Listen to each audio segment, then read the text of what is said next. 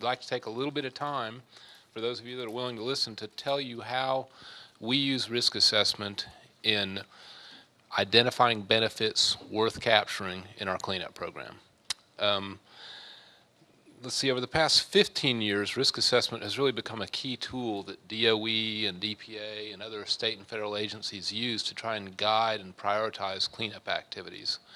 Basically, the idea is, rather than just use engineers and chemists to find and engineer things, you're using chemists, engineers, and biologists to identify where the actual public or ecological health issues are and then solve them. That's what risk assessment hopefully allows you to do, and it's very popular with industry also because they like to see actual benefits in terms of public and ecological health result from dollars allocated to these things. I like it because I'm trained in toxicology by background, so it's something that puts me to work and keeps me busy. The way we were going to handle tonight's session is first to allow Lynn Sims, Lynn, if you would come up, please, to talk for a little while about the actual methods used in quantitative risk assessment. And by quantitative risk assessment, I mean, rather than be able to say there's a contaminant, contaminants can cause illness or cancer, and that's bad, that would be just kind of qualitative risk assessment. We actually try to do quantitative risk assessment where we don't say if it's good or bad, but how bad. We actually try to put a value on the hazard associated with different exposures to different environmental contaminants. Lynn Sims does a lot of this type of work. She's, I guess, an environmental engineer by training, but has done a lot of work in this area for several years for Bechtel Jacobs. In fact, it's a few years ago she basically gave this same presentation to a group much like yourselves with the SSAB. I think the way we'll handle it, it's a small enough group tonight that I think we can really handle this informally, and if people have questions they'd like to ask at any time during the presentation, just go ahead and stick your hand up and Lynn or I will answer questions. Lynn's presentation probably runs 20-30 minutes. After her presentation, I was going to throw another slide up which is a summary of questions that we received from some of you in preparation for this, particular areas of focus that you wanted to see us talk about a little bit. So I'll walk through a list of those questions too, and hopefully that will spur some general discussion and questions. I will attempt to kind of traffic cop and moderate the discussion too as we go along. If I'm missing somebody's question or we're not answering somebody's question well enough, hopefully I'll pick up on it and we'll make sure we get that done well. With that, Lynn Sims, and about 20 slides on quantitative methods, then me. What is risk? Actually, everything you do is risk. Walking in that door is risk. And the secondary definition here, to put oneself at risk, means to participate either voluntarily or involuntarily in an activity or activities that could lead to injury, damage, or loss. Voluntarily or involuntarily. That's actually an interesting concept because it's those things that you do every single day that you don't even think about that actually cause a lot of risk. Driving here today. Annual risk of dying from it, 160 and 1 million in a year. I don't know how many of you thought that you had excess risk when you were driving here today, but that's something that you voluntarily acknowledge. You get in that car, you have excess risk. But it's those things that we seem to not have control of that we fear, such as that from an airline crash, several orders of magnitude less than driving here. But I bet you a lot of you guys, when you get on that airplane, it starts to take off, your blood pressure starts to go up. Is it my time or not? In reality, your risk is very low from that airline crash. And that really leads us into the circle of risk assessment. It's those things that you don't have control on that you fear, those things that are involuntary, that you don't know that they are there.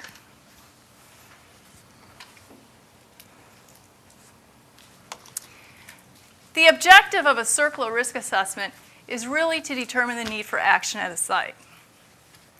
It provides a basis for determining levels of chemicals or radionuclides that can remain on site and still be protective of public health.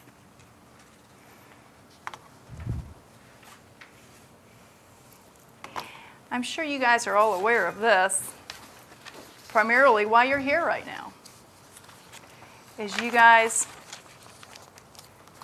know, DOE, Department of Energy, has entered into agreement with the Tennessee Department of Environmental Conservation and the Environmental Protection Agency to assess the impacts of contamination within the ORR, areas of concern on human health and the environment.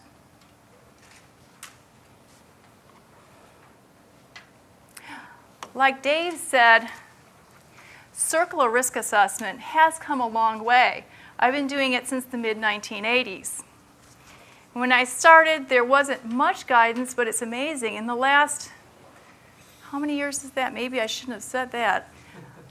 In the last 20 or 30 years, there has been a lot of developments in risk assessment.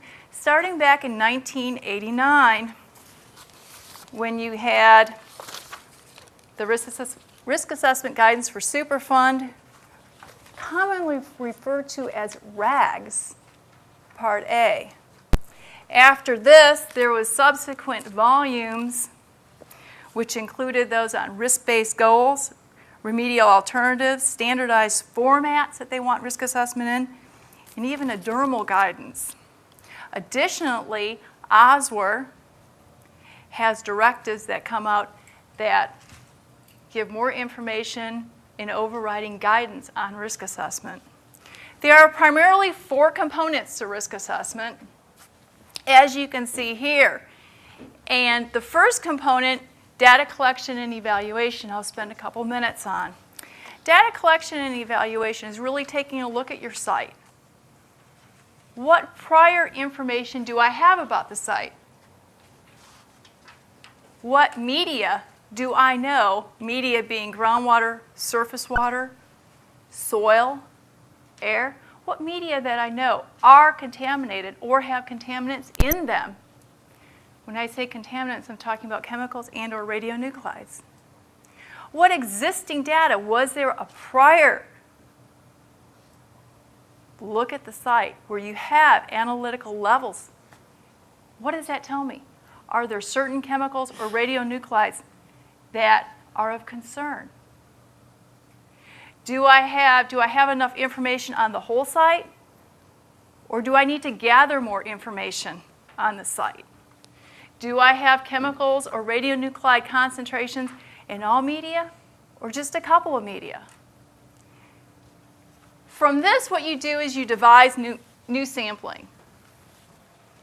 Okay, I need to go out there now and I need to take a statistical basis or an unbiased approach to come up with an understanding of what's out there and where it is. EPA has real strict guidelines to doing this, which we call QA/QC, quality assurance and quality control. You have to take it in certain containers. You have to do it within certain time frames. Certain chemicals or radionuclides are known to volatilize, absorb, desorb onto containers. So all this has to be taken into consideration. There might also be special considerations for analytical parameters. You have to request a method which gets down to a low level, or you won't know if something is actually out there or not. So all these things get factored in. Once this information comes back in the data collection, data evaluation phase, we go through what we call validation and verification. Did you get what you asked for? Did the laboratory perform as you wanted it to perform? What did your QA/QC tell you?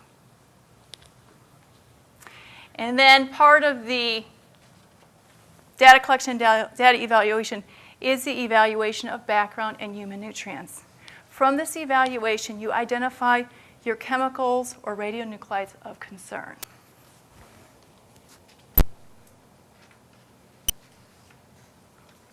The next box, if you remember, is exposure assessment. This is the one that people usually, go ahead.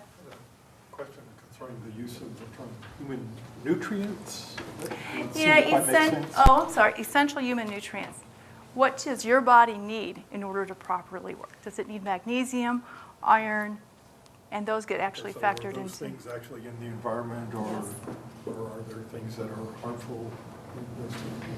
Yeah, what you basically do in the human health process is those essential human nutrients that you need to live get, if the levels are low enough, get taken out of the equation and do not become chemicals of concern. Okay? Exposure assessment, this is the one that a lot of people talk about the most. This is the one where you have your hypothetical homesteader, what we call them, your person living out there. Okay? This is the one where you have, is it industry out there? Is it a recreational user? What you do is you go out there and you identify your setting. What does it look like? Do I have people living out there now? Do I have an industry out there? Is that industry going to stay out there? Do I have bikers? Do I have trespassers? You identify the exposed population from this analysis, what you have out there, and the pathways. How do those bikers get exposed? They bike by an area, they breathe in the contaminants. They get off their bike, they have a picnic there. They wash their hands in the creek. They get dermal absorption onto their hands.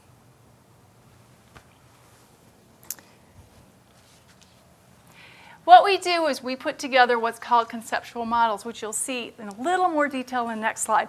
But I always like this one because it gives a good visual. You have your source. It leaches down into the soil. It gets transported through the groundwater, uptaken into a well, and your resident drinks it.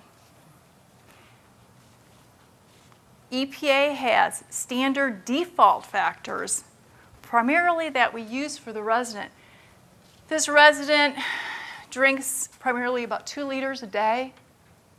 Is exposed over their lifetime, that they're actually out here, that is actually quantified. They take a shower. They use this water. This is when we actually put it down in a tabular format, what it looks like. And you can see the various pathways here that actually get quantified in the risk assessment. So again, here is one for an industrial area. So in other words, you have an industry out there. There's a spill. It gets only into the surface water. Okay? What we usually do is we have one of these for each of the various media. So you'll see one for surface water, groundwater, soil, etc. And this is one for surface water. The secondary release mechanism, infiltration, percolation, volatilization, plant and aquatic uptake and irrigation. It gets into your surface water, gets into your sediment, gets into your fish, gets into your plants, and then it's evaluated for these various pathways.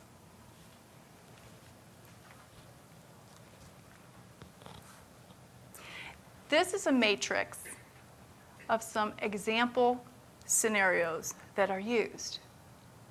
And the point, I know it's sort of complicated and there's a lot of information up here, and it is a very information-filled slide, but the point that you should take away from this is that dependent upon your scenario, residential, industrial, or recreational, you have certain pathways that get quantified from it. So when you have different scenarios, you're going to come up with different risk levels. Okay, your residential scenario assumes that someone is out there drinking 2 liters of water a day. Your industrial scenario typically only has someone drinking water for 1 liter a day. Some scenarios consider children, others don't. Some scenarios, such as your residential, have a lifetime exposure. These have an industrial exposure, which is a much less exposure time. These can be made site-specific. If you've got information from your industry out there, that typically a person only works out there for 15 years, you can discuss that with EPA, and site-specific parameters are encouraged. So the point there being is that dependent upon your scenario, you're going to come up with a different risk level.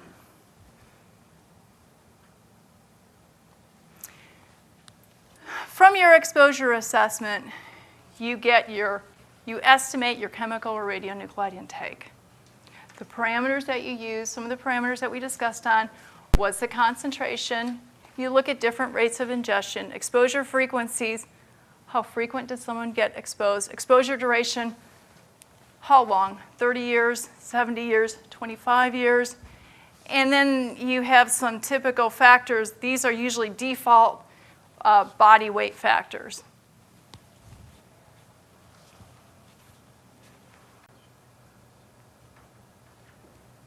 Toxicity assessment, another box that we're moving to. In the CERCLA risk assessment process, you typically do not develop new data. A lot of your data is prescribed to you to use through various accepted documents. It relies on the Integrated Risk Information System and HEAST, which is the Health Effects Assessment Summary Tables. There's a couple other documents that can be relied upon. However, those are the primary ones that are used. You identify the appropriate toxicity values. There is toxicity values for certain exposure routes that you have to be careful that you use. There's specific toxicity values, for example, that you would use for dermal, for oral. You evaluate those chemicals that you don't have any toxicity information for. Can you use a surrogate? Is the chemical that you have no toxicity information for a certain chemical where you have to consult with the agencies to get a number for so you can actually quantify it? And again, there's uncertainties of toxicological information. The toxicity values, they typically do have uncertainty factors built into them, so they are relatively conservative. The two values for non-carcinogenic effects are reference doses. For carcinogenic effects are slope factors. And that leads you to the last component of risk assessment, which is risk characterization. This is where it gets all brought together. When you actually go through your risk assessment, it always helps in this phase, after you quantify your risk from each chemical or each radionuclide, that you group them, okay? So is there a specific media that's causing the problem? Is it all coming from groundwater? Is it all coming from surface water? Is there a specific chemical type or radionuclide type that's causing the excess risk? Do I have a lot of uncertainty in where that risk is coming from? Naturally, you combine all your risks and you come up with a number. I'll talk about that number in a minute. This also supports the development of cleanup goals. You can actually take this process and reverse the equation, and you come up with what's called remediation levels. This is the basic equation.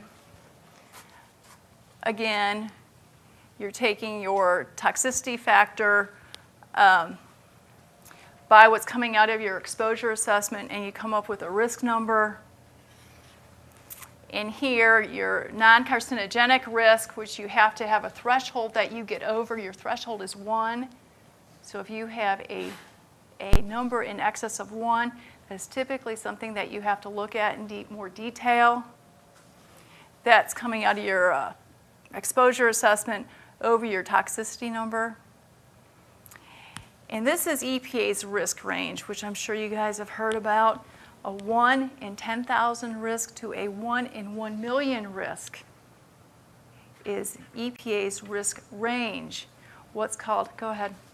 What would be the range on the uncertainty factors in going from the EPA, for instance, animal data to human toxicity? That's a very good question. I've seen them range from 10 to 100. Dave, since you're a toxicologist. Typically, a lot of these toxicity values are based on animal data. Obviously. People study that. But they take rats or mice or aquatic species, expose them to chemicals, and see at what levels they observe clinical effects. Typically, and then you end up saying, well, so many milligrams per kilogram of body weight made this animal sick. They will typically calculate the allowable dose, the dose that has no effect on that animal. No observable effect. No observable effect. Well, actually, they often do histology. They open the animals up and just carefully observe the effect. And then typically would, as she said, put a safety factor in of 10 Right. to 100 100. is usually. So that's one area of conservatism. Also, typically, the other part of the process where you're predicting exposures is pretty well packed with conservatism also. You know, you assume that people get all their water untreated, 2 liters a day, in the same place for 70 years. So typically by the time you've finished the overall calculation, you have a 10 to 1,000-fold overestimation of the risk. It tends to be done very conservatively because you would rather err on the side of over-predicting hazard than under-predicting hazard. But that's a good question because a lot of people do forget about the modifying the safety factors that are in the toxicity information. Kind of hidden, That's too explicit sometimes. Do you want to say something about that risk range, Dave? Well, basically the risk range, 1 in 10,000 to 1 in a million, is the, believe it or not, something they consider the allowable cancer risk for exposure to environmental pollutants. Generally, if an exposure from a Superfund site is no worse than this, EPA would not recommend that DOE or any other regulated party take action. So the basic concept is they're figuring out how clean is clean or how safe is safe enough. And to give you some perspective, these risk levels are far more stringent than you will see for a lot of environmental naturally occurring background exposures. I mean, the risk of deriving skin cancer from a normal amount of sun exposure is 10 to 100 times greater than what would be allowed with respect to pollutants from the Superfund side. In fact, a lot of the standards set for drinking water, in each case that's a specific requirement for the cleanliness of the drinking water that we get from a publicly owned treatment works. They typically fall in this range, but sometimes they're more hazardous than this. So the message I'd send is that the allowable risk range for circle cleanups is as stringent as about any standard they use in various environmental programs for contaminants. Go ahead. Is that risk an adverse event per individual per year, or is it events per year? Or? That would be lifetime cancer risk. Yeah. Okay, Of lifetime. getting, your chance of getting an excess cancer. Okay. Okay. Not dying, but getting an excess cancer. And then, of course, for your non-carcinogens, again, and when you go above 1, you look at it in more detail. It's unity or 1, since it's over your toxicity factor. And then, of course, the last slide is you don't have to be an expert. Basic understanding of the process is what you really need.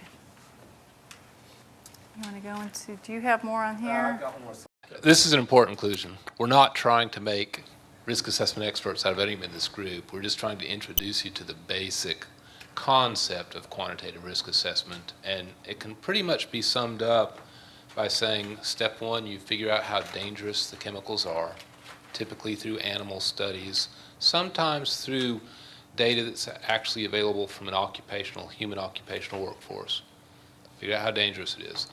Then you calculate using modeling and exposure assumptions, how much your victim, if you will, is being exposed to, what the dose that person receives over their period of exposure is, and then you multiply two numbers together. How much are they being exposed to? How dangerous is it? That results in the prediction of a risk. It's a quantitative method for deciding how hazardous a given environmental release is to potential or real receptors of that release. Can I ask a question? Yes. I'm kind of slow. Can you put back the slide before this one? Yeah.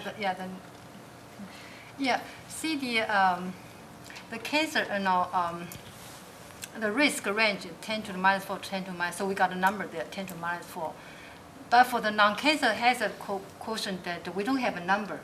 But Right. assessment, from upfront, you said we want to do quantitative calculation analysis. So how do we handle this part? That's a good question. In the case of cancer risks, current scientific belief is that, in general, there is no such thing as a perfectly safe exposure to a carcinogen, a compound that causes cancer. So while you can get down to very, very, very low exposures and very, very, very low risks, you still have some risk as long as there is some exposure to that compound. For non-cancer causing compounds like lead, mercury, a whole collection of toxic compounds, your body actually can tolerate some amount of exposure with no observable hazard. Iron, which we need as a food supplement at some level, or else we get anemic and die, at a much higher level is toxic and will make you very sick and kill you. These compounds, called non-carcinogens or systemic toxins, are assessed on more of a quantal basis. Either you are or are not exposed to an acceptable hazard.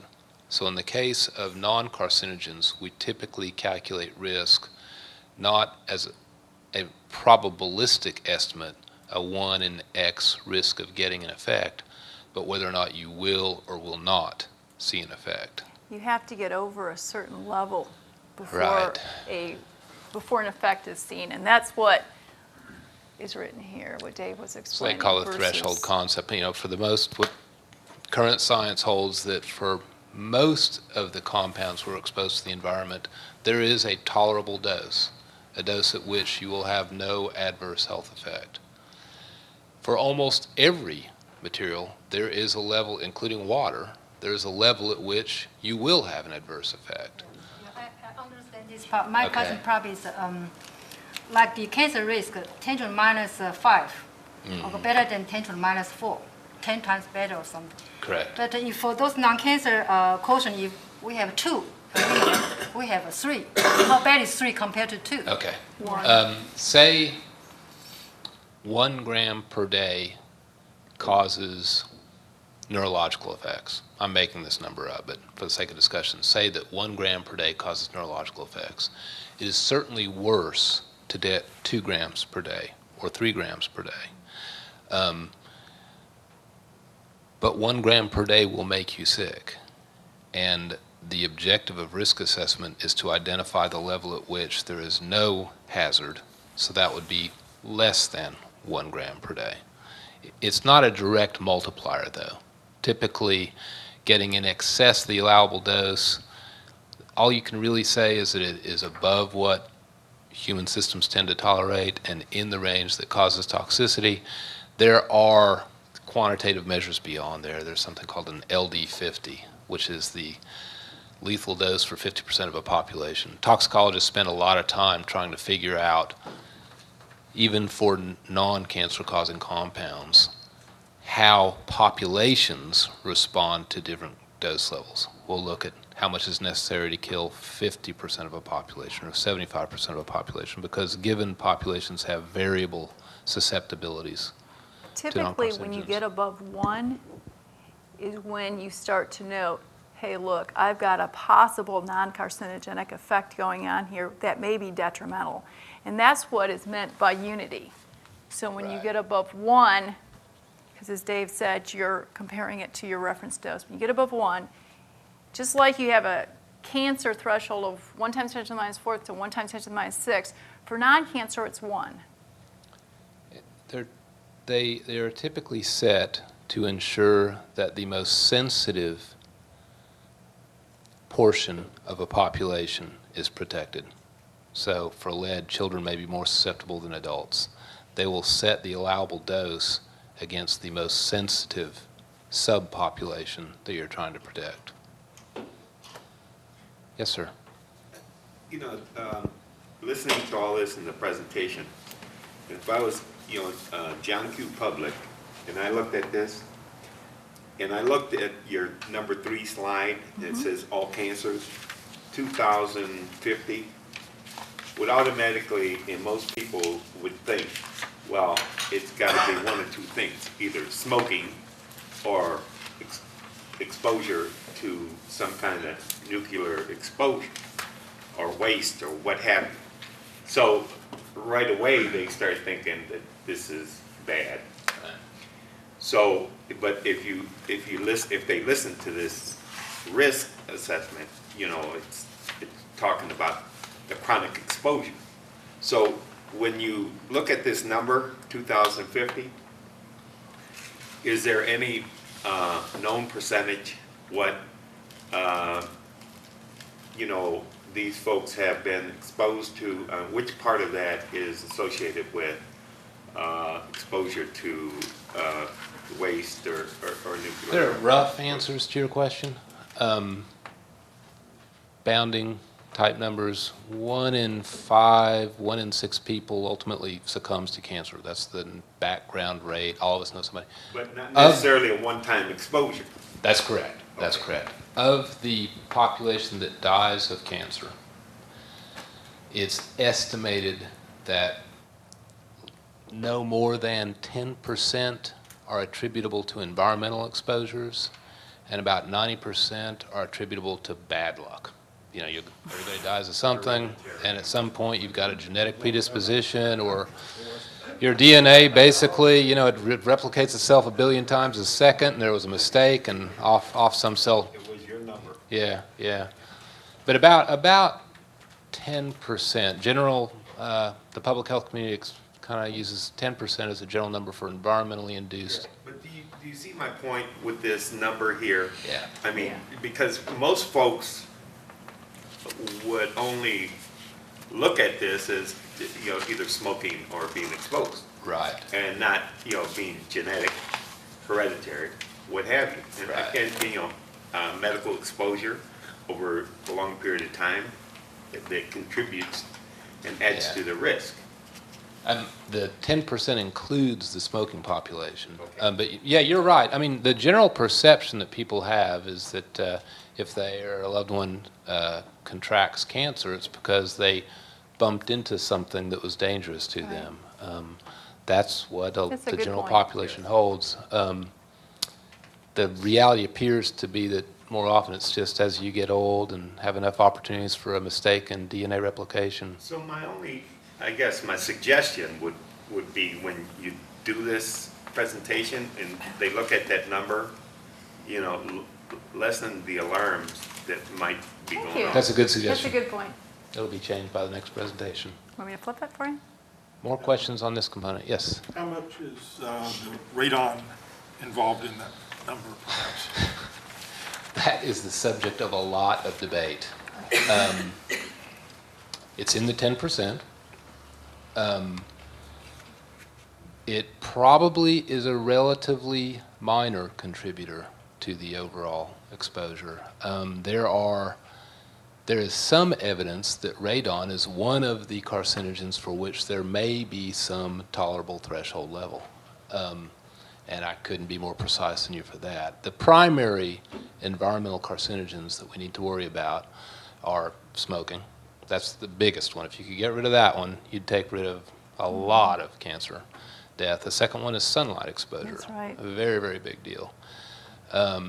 They're up here, radon, benzene, toxic chemicals, somewhere down here. Much, much smaller proportion. Yes? Again, in this chart, talking about annual risk of dying in the U.S., in courses similar to this I've taken in the past, they also usually have a graph about, because people have funny ideas about what professions are risky. You know, I mean, they think of somebody working in a nuclear plant, oh my God, when in actuality, they don't think of, for instance, farming being particularly dangerous.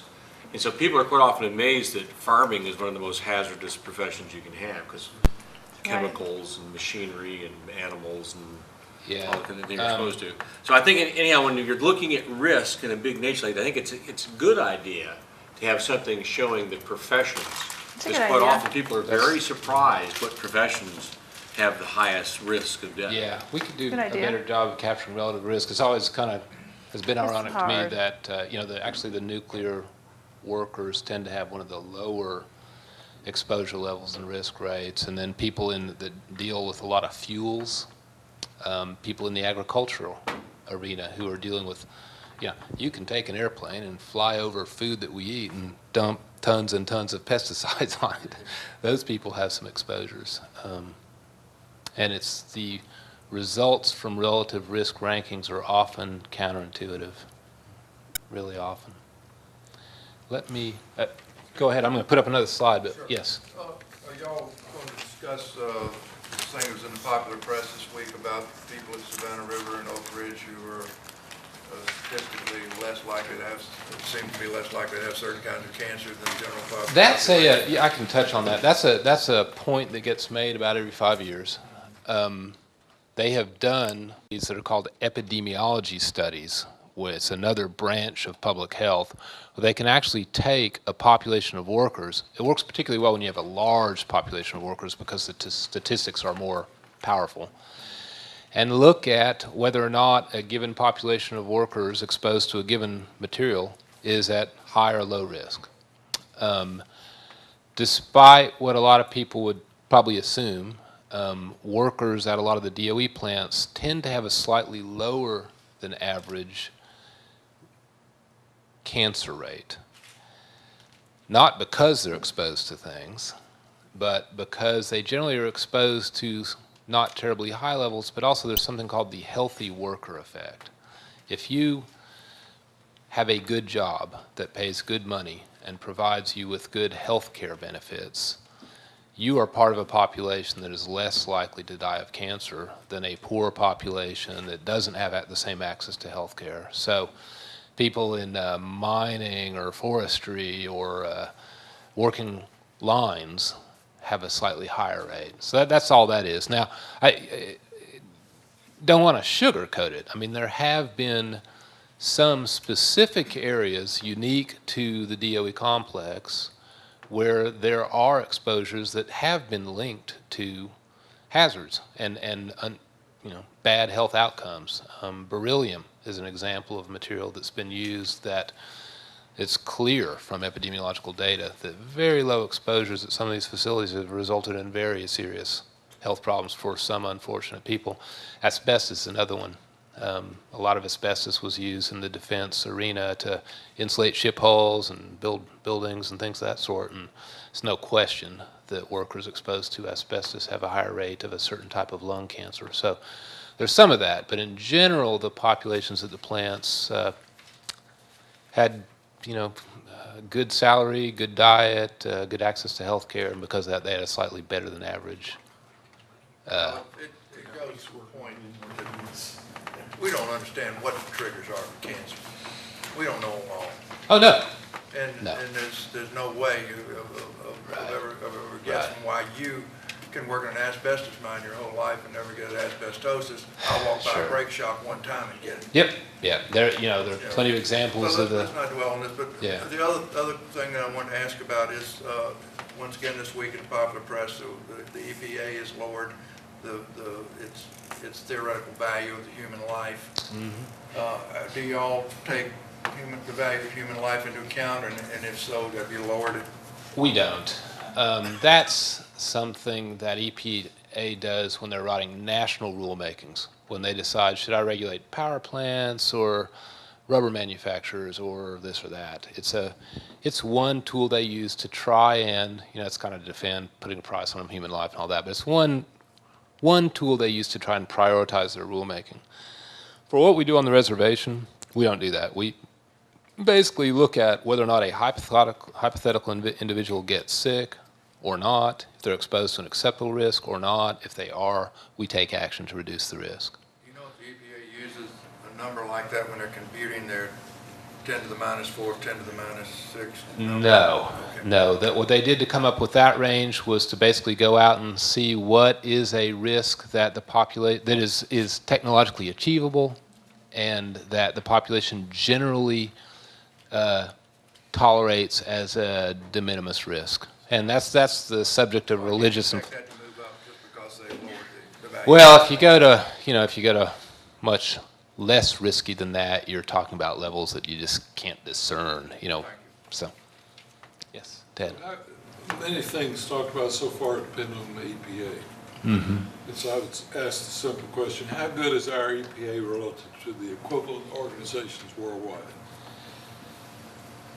It's one of the more sophisticated, I think. In Western Europe, first of all, there's a lot of scientific exchange between our EPA and the European environmental agencies.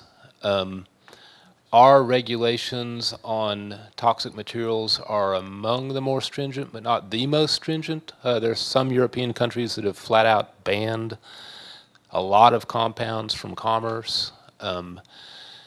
In all applications in the U.S., we have the most stringent standards for foodstuffs, which is logical. The stuff you actually put in your mouth should probably see the highest degree of regulation, compared to, certainly some poor or third world countries where they're worried about bacteria in their water or simply the availability of water. They do not yet have the luxury of worrying about, or putting a lot of resources to trace levels of toxics that might give them cancer. They're just focused on more pressing matters. Hopefully, as their conditions improve, they can worry about the things we worry about. But Is it our scientific community that's the checks and balances on the EPA? What is it? There are two things. First of all, there is I know a little bit about EPA because I worked there for several years and was actually hired as a toxicologist to EPA. But they have an internal group called the Scientific Advisory Board, which is populated by some of the nation's better scientists, some of which work for EPA, many of which work for industry. And they use them as an advisory council in the development of rulemakings. Another counterbalance or input is the actual rulemaking process itself. If EPA says, I want to regulate effluents from balloon manufacture, they will propose a regulation that says, here's all the things all you balloon manufacturers have to do to be safe and comply with our proposed regulations.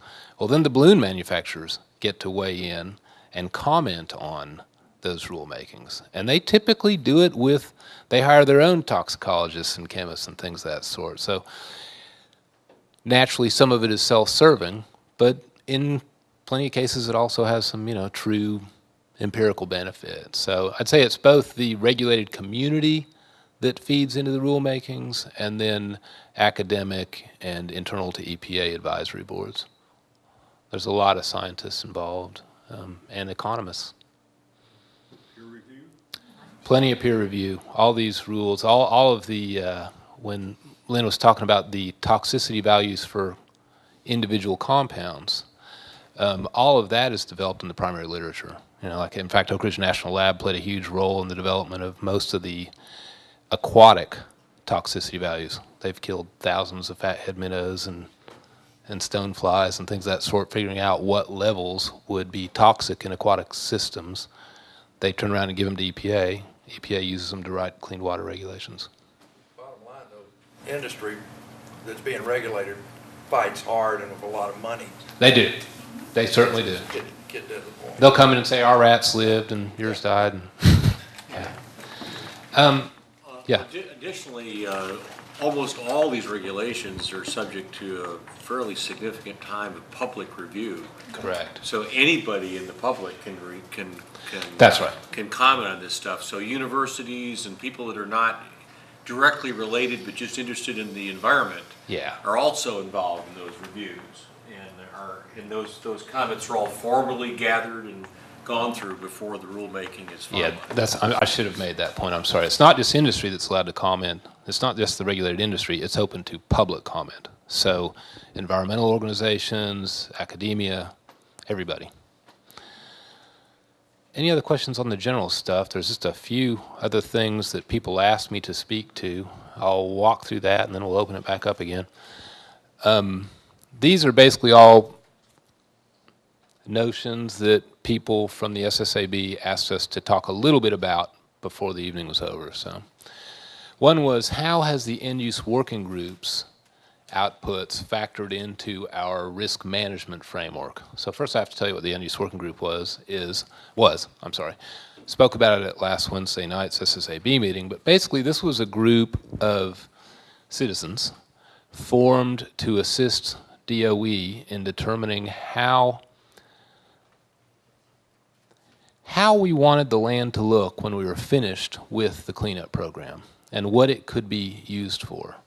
And they actually went across the reservation, all the various contaminated and uncontaminated areas, and said, this area we think should be restored or preserved in a pristine state so that if we wanted to, we could turn it loose and make it a daycare center or a park or something of that sort. This area looks like it will be kind of tricky to get restored to pristine conditions, so we'll be satisfied if you can make it suitable for redevelopment for industrial purposes.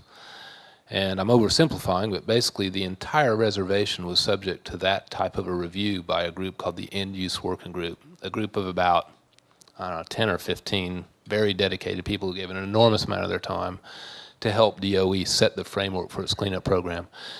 Basically, they didn't get into the nuts and bolts of this is an acceptable risk, that's not. They basically said, we want these areas to be suitable for this type of land use. You guys go figure out what that means in terms of how clean is clean. In some cases, they said they wanted dirt, soil, I guess is the more elaborate term, to be clean to a depth of 2 feet or 10 feet. Because if an area is just to be reused for industrial purposes, they were generally more comfortable with the notion that some of the deeper soils might remain contaminated. If, however, it was land that was going to be left for unrestricted use, they wanted people to be able to come in and cut trenches and lay utilities and plant crops and do whatever and not be put into harm's way. So that was a really key early element in the infusion of risk assessment concepts, and in a very general but important way, into our cleanup program. How is risk factored into prioritization for EM? At the outset, we factored risk in with questions like, where is contamination leaving the reservation? Where is it potentially getting into public drinking water wells? Where are there creeks that may convey contamination off-site that kids are wallowing around in and catching crayfish and doing that type of thing, which isn't that far-fetched. I did a lot of it myself in Upper East Fork Poplar Creek as a youngster. And we went after those risks first. So basically the off-site contamination where there was no ability for DOE to really control people's exposure rose right to the top, and those were the projects that we got taken care of first. Once those most pressing type problems were resolved, then we kind of stepped back and said, okay, which on-site contamination sources are polluting natural resources most severely? Are there buildings or burial grounds that are presenting major release pathways, presenting a lot of contamination that puts places our workers at risk, that is causing deer to uptake contamination and things of that sort? So that would be some of the burial grounds, some of the surface soil exposures and things of that sort, and we kind of went after them next. At this point, we've got what I would call the real, i.e. the completed exposure pathways, where real contamination is getting to real organisms, be they people or non-human organisms. We've kind of taken care of them, and now we're left with more of the hypothetical risk.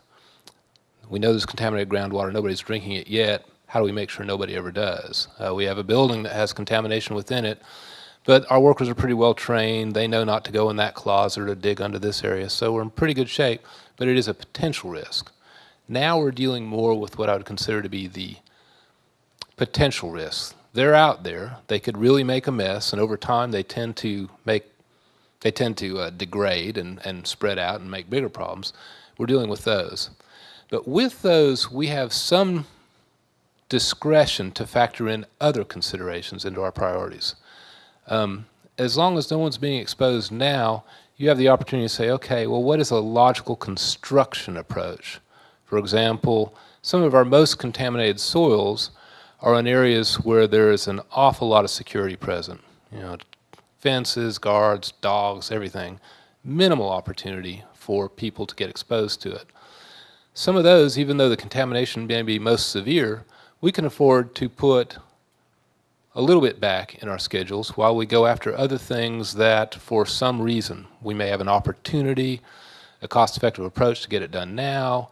There may be clustering of contracts that saves the taxpayer some money. So now we're in a situation where we don't do everything based just on going after the highest risk first. We factor risk in along with other practical implementation considerations, generally related to cost effectiveness, mission needs. If there's an area of the reservation that we've got an opportunity to bring a new science mission to, build a new facility, we may put our resources into getting that area cleaned up quickly so that we can create new jobs and launch new research projects. So we've worked along a continuum in how we factor risk prioritization into EM. Okay, how is risk factored into IFDP planning? IFDP stands for the Integrated Facilities Disposition Project. It basically is the extension of our current program to include a lot of dirty old buildings that aren't currently part of our program but do need to be cleaned up. The answer to how we'll do it for IFDP is the same as the answer for the last question. We're basically just talking about an expansion of our building cleanup scope. In a lot of cases, we will need to go after the contaminated buildings in order to get at the contamination beneath them. So it really becomes more of a construction logic sequencing issue than a risk prioritization issue. Next one's one of the most important ones we've been asked, and the SSAB, and in particular the stewardship group, has brought a lot of focus to this fourth question. How are residual risks remaining after cleanup managed? There aren't enough dollars available to DOE to pick up all of the contamination and send it all somewhere else. Even if there were, that somewhere else would have these residual risks. So one way or another, for contaminants that can't be destroyed, you end up with a hazard to manage somewhere. In the case of Oak Ridge, we will, even after we are done with our job, have some burial grounds that have probably been capped in place. We will have some groundwater contamination that remains a problem. There will be areas where residual contamination remains in place, and as long as it is there, there's the potential for someone to get into it and get in trouble. So this is a real issue, and we have to have a system to ensure that those hazards are managed in perpetuity also. Basically, we hopefully and expect to do that through a process called stewardship. We spend money maintaining burial grounds, maintaining what people refer to as institutional controls to ensure that land uses employed on those areas with residual contamination are compatible with the conditions present. We won't allow people to build structures on burial grounds. We will not allow people to drop wells into contaminated plumes. That's easier, easier said than done. 1,000 years from now, will DOE exist? Will the federal taxpayer lay out money to make sure those commitments are met? Those are some of the biggest questions of our day. We certainly hope so, but that is a challenge that we face. One thing that a unique arrangement we have for our on-site burial, our on-site landfill, is that we've actually set up a trust fund to enable the state to have a pile of money that generate, well, as long as the stock market chugs along, generates a little bit of revenue for them to use to maintain that burial ground. We don't have a similar arrangement for any of the other areas that we currently expect to leave in place. But that's one unique arrangement. Basically, the public is going to be dependent upon the federal government, as regulated by the state government, to ensure that residual risks are managed appropriately in perpetuity, and there will be some of that. You know, uranium has a half-life of 4.5 billion years, which essentially equates to forever for those of us that only live 120 years, hopefully, but it's still forever. So that's a big challenge, and it will have to be met. We're only just beginning to get there. Right now, we're dealing with the engineering side of the equation. What happens next is the institutional side of the equation. Susan. Yeah, I'm going to be quick because I've got to leave Okay. the meeting. But the NDS Working Group, we've got a few remnant members here, had designated ETTP as an area for, I guess, private industrial risk, which would preclude digging below 10 feet. And what I have been hearing and talking to the city in the transfer of the utilities is that they've been told by DOE that that restriction is going to be lifted at some point. And I guess I don't really see how this works if you have that as a stewardship consideration. Let me see if I can clarify that situation a little bit. What we've said is that at ETTP, we want our records of decision, the commitments we have with our regulators in formal decision documents, are to clean to a depth of 10 feet all soils that would present a hazard to some future industrial user. The idea being that that would allow space for people to trench and carry on and do whatever people do, laying foundations, etc. What we've found at the site is that once you've gotten contamination to a depth of 10 feet, in fact, for the most part, it's up in the top few feet, but once you've gotten the superficial contamination, for the most part, there is no contamination further down. So what we're attempting to do is, for as much of the site as possible, we're attempting to establish, and then have our regulators agree with us that we've established, that there is no contamination as far down as you care to go. As we do that, we are able to declare the land suitable for unrestricted industrial use. No prohibitions on below 10-foot excavation. So it's actually a good thing. What the city's hoping is that they end up with a piece of land that is, well, not the city, but the city is hoping that the private sector ends up with land that is unencumbered by any restrictions other than the restriction that the land be used for industrial use. There will be some areas where we probably can't meet that highest goal because the cost of cleaning it to great depths is prohibitive. But most of the site will probably end up being in the totally released zone. Still have restrictions on use of groundwater? Yes, there will still need to be restrictions on use of groundwater for as long as it remains contaminated, because there are areas where it's probably going to be difficult for us to restore it to unrestricted consumption standards. What's the average depth to groundwater across the site? I think it varies across the site. The site's ringed by surface water, so of course when you get right next to the surface water, it's at grade. But more towards the center of the site, 10 feet-ish, plus or minus, well, more plus, 5. Presence of groundwater contamination affect your excavation depth? We have to make sure that levels present in the groundwater don't present a hazard to surface occupants of the site. That's one answer. The second is that if we are aware of sources of groundwater contamination, even present, I believe, below 10 feet, our records of decision require us to go and get them, unless it's not possible. In some cases, the stuff filters down into bedrock and you just can't get to it. But the answer to your question is yes. If there is a source of groundwater contamination where perhaps someone spilled a lot of degreasing solvent or something of that sort, and we can find it and we can get it, regardless of its depth, even if it's below 10 feet, we have to go get it. given any thought as to how they're going to designate different areas as to whether it's releasable below 10 feet versus those where they have to restrict it, and how that's going to work when the site is ultimately released? Right. Well, first of all, we're going to see how much of it we can release to all depths. So far, it's looking pretty good that most of it will be releasable to depths. We do that in part by just looking at the industrial history of the area. If we have no industrial history in a given area, we have no evidence of contamination down to 10 feet, it's clean at 10 feet, then we make the reasonable assumption that the areas below that, exception of groundwater, are clean.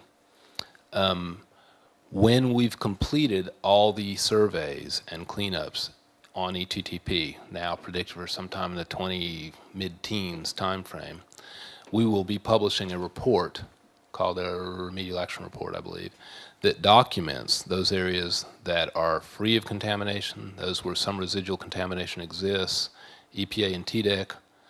It won't be done until they approve it, and then we'll come back and overlay use restrictions on those areas that still require it.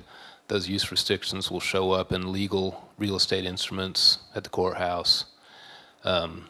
We'll have a program to run around and see if people are observing the restrictions. It's pretty well thought out and thorough plan for making sure that people know where it is and know where it isn't. Sure. Any other questions or comments or anything else? Nothing from you, Norman? The only thing I might add is that I was hoping maybe we could maybe take a test case of something like Mountain Valley or something like that. How did we use risk as a measure of how remediation would be completed? Let me just take a couple minutes and do that, because that's an excellent example. I don't want to keep it too long, but we're ahead of schedule. So, Mountain Valley is a large burial ground down gradient from Oak Ridge National Laboratory. It's where all the waste from Oak Ridge National Lab were taken for disposal. And it presented initially the highest off-site release threat of any of the burial grounds on the reservation. So it was one of our highest priorities for cleanup. We set as a goal under the cleanup program that water leaving, there are creeks that drain Mountain Valley. They come together in a lake and a creek called White Oak Creek. That creek discharges into the Clinch River, which is a fantastic surface water body that drains the better part of this area and provides drinking water supplies for Kingston and Oak Ridge and the area.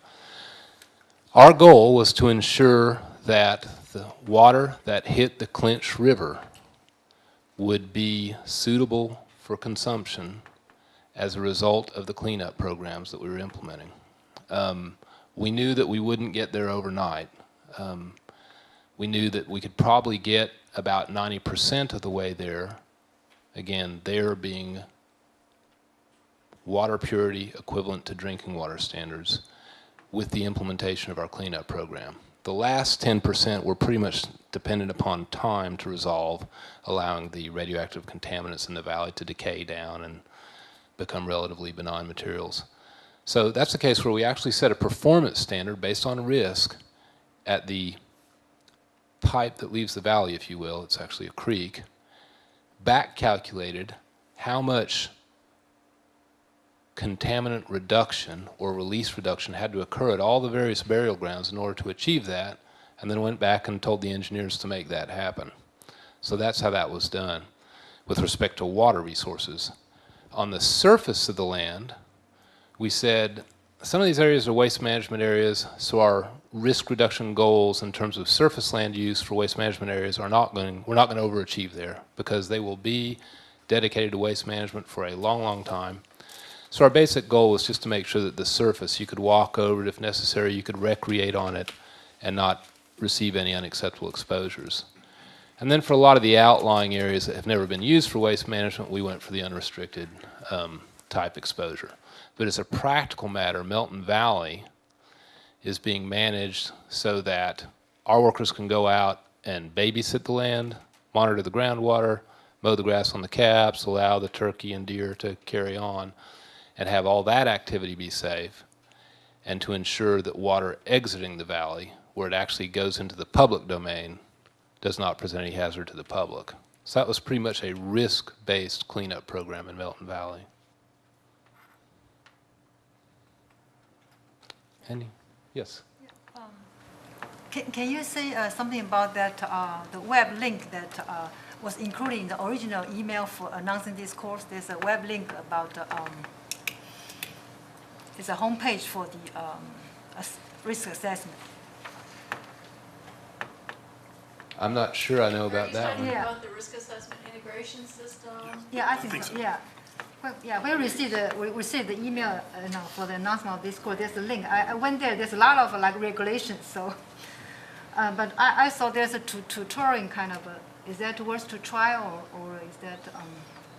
Is this homepage for the is specific for the DOE for the Oak Ridge side, or is for general for the DOE? It's for everyone. Actually, if you go to the EPA Region 4 Risk Assessment homepage, there is a link there now to that website. And what that website does is it allows you to calculate acceptable remediation levels that fall into that risk range. And that is actually on EPA's Risk Assessment homepage under Superfund. Yeah, I was thinking because most of we are not a risk assessment. We cannot do any risk assessment based on those. But in order to get some like a general idea about like all the information you gave us today, how do we apply those, and then look at the homepage? Can we get some more, maybe like a sample or any from that homepage, or? How about I take the action? There are several different websites that EPA and CDC and other outfits maintain that give a kind of general background on risk assessment. I'll take the action to scare up some links for that, and I'll get it to Spencer, and he'll provide it to the SSAB. No, I can write the link down right now, which is a link actually to the risk assessment guidance for Superfund. And that's the document that I showed you earlier, which was actually put out in 1989. And this document, I just read actually somewhere in a public health forum. It says it was geared to more of a college level education, but I think going through it, it has some good general information. So I can actually write the link to this right up there right now if you want to. Why don't you just say it and people can jot it down? Okay, you sure? Yeah. It's www.epa.gov/OSWER/ OSWE. Spelling here. Sorry, Yeah. OSWER. Okay. Could you start all over again? Sure. It's www.epa.gov, G-O-V, /OSWER/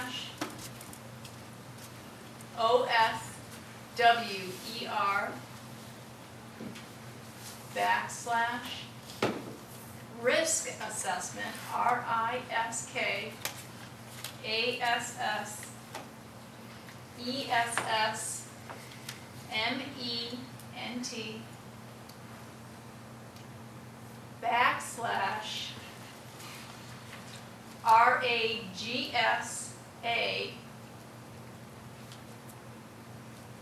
/RAGSA/index INDEX.htm. And that'll lead you right to this document. What's the name of the Make sure document you again? include this in your. We will. And make it an active hyperlink. Yeah. Yeah, this is the risk assessment guidance for Superfund, Volume 1.